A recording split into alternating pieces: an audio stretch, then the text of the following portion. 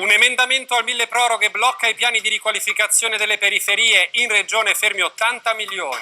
Buonasera dal telegiornale del Friuli Venezia Giulia, della TGR. Trieste, Udine, Gorizia e Pordenone, tutti i capoluoghi del Friuli Venezia Giulia erano pronti a riqualificare le proprie aree periferiche, ma i soldi promessi sono stati appena congelati dal governo. Un emendamento al decreto milleproroghe blocca infatti 80 milioni di euro per le periferie della regione. Il nostro primo servizio di Anna Vitaliani.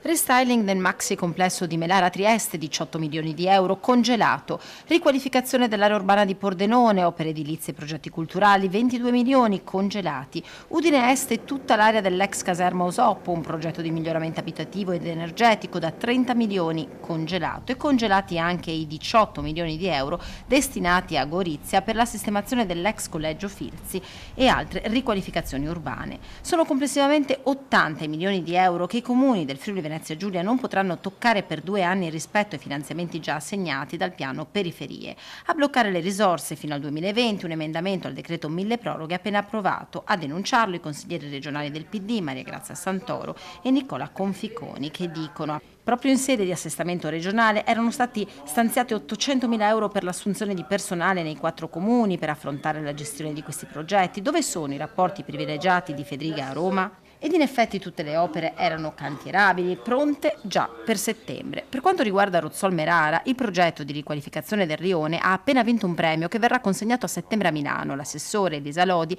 si dice molto amareggiata, delusa. Lo stesso a Pordenone, il sindaco Alessandro Ciriani ha già chiamato il sottosegretario Vanni Agava e il governatore Massimiliano Fedriga chiede un vertice a stretto giro per proporre al governo di permettere ai comuni pronti di far partire i cantieri con fondi propri o con finanziamenti della Cassa Depositi e Prestiti da restituire nel 2020 quando si sbloccherà il congelamento dei fondi. Concorda Rodolfo Ziberna, sindaco di Gorizia. L'8 agosto era la scadenza per consegnare tutti i progetti in tempo, l'abbiamo rispettata, siamo pronti. Barbara Zilli, assessore regionale al patrimonio, dice che si sente rassicurata dalle dichiarazioni di Massimo Garavaglia, vice ministro alle finanze, che ha detto che chi ha progettualità avanzate sarà favorito e tutelato.